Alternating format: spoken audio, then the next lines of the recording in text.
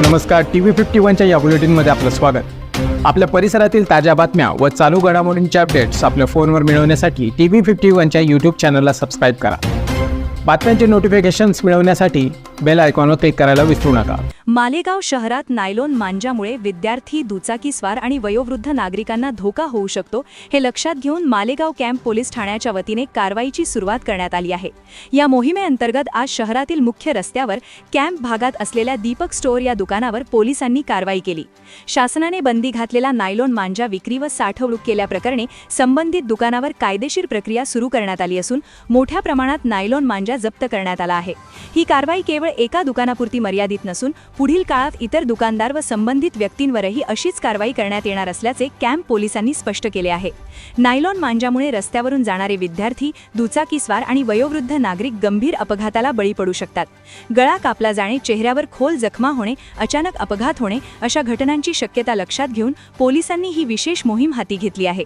कायदेशीर कारवाई टाळण्यासाठी नागरिकांनी तसेच दुकानदारांनी नायलॉन मांजाची विक्री किंवा साठवणूक करू नये असा स्पष्ट इशारा पोलीस प्रशासनाने दिला आहे। शहरातील सुरक्षितता, नागरिकांचे प्राण आणि पर्यावरणाचे संरक्षण यासाठी सर्वांनी नियमांचे पालन करून पोलीस प्रशासनाला सहकार्य करावे असे आवाहन करण्यात आले आहे।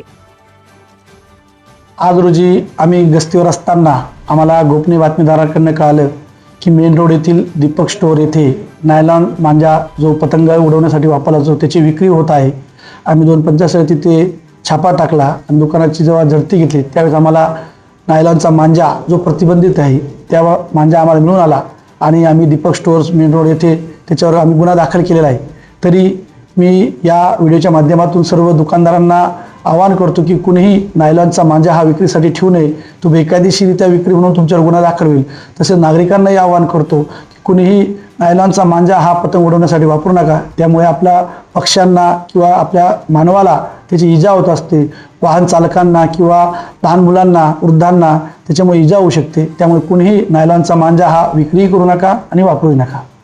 पाहत आहात सत्य आणि विश्वासाचा आवाज TV51 न्यूज। आमचा YouTube चॅनल लगेचच सबस्क्राइब करा आणि मिळवा सगळ्यात वेगवान आणि विश्वासार्ह बातम्या।